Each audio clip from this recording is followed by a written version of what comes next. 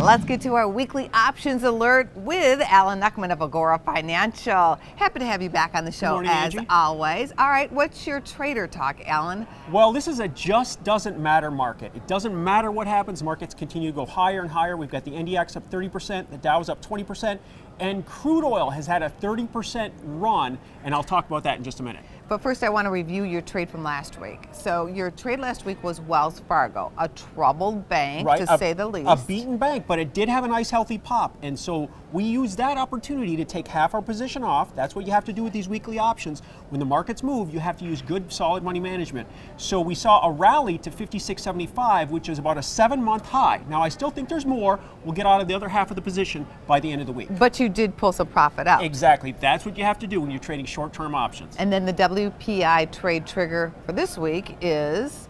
This Anadarko Petroleum. Nice. So again, crude oil. Crude oil been trading between 45 and 55. Remember how we said it was going to energize the market, and it has. So APC, we were looking at the November 17th 49 call. Now there was a nice healthy pop in it, and now it's come back just a little bit to kind of back to our entry point, but I'm still looking for it to get back up to 52, and it still has about a week and a half to go. Anything else we need to know about this trade? Well, just follow the oil market, and I think the shorts are getting stuffed, and I think it's going to happen more and more. Now, Anadarko hasn't participated in this oil bounce just yet. It's kind of lagged behind, so I think it's got some catch up to do, and that's what we've seen here in the last couple days. And I like that it's a weekly trade because we have OPEC out talking.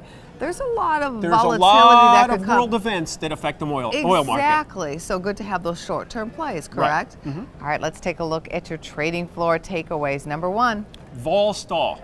Oh, so true. We've been talking about this so much. It's been 3.5 months since those extreme lows in the VIX down at 884.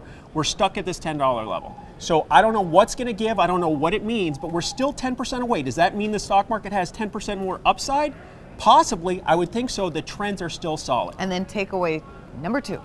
Melted metal. We've seen gold now go down. It lost $100 from the September highs, but it's stuck between $1265 and $1285, and it's making a bottom. So if it can break out here, then we're above 1300 again.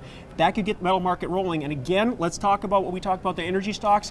We're stagnant for a while. The same thing's happening with metal markets, and I think they could come back one more time. And then your final trading floor takeaway. It's the season of pleasing. 80% of S&P stocks have reported so far. We've doubled the earnings expectation, 6% earnings growth versus 3% expected. Happy holidays, everybody. It's a market holiday. And again, we don't have any new earnings till after January 12th, so we get a little bit of a break, but that's been a pleasant surprise. And you've been a pleasant surprise as well. Thanks, Alan. Thank you.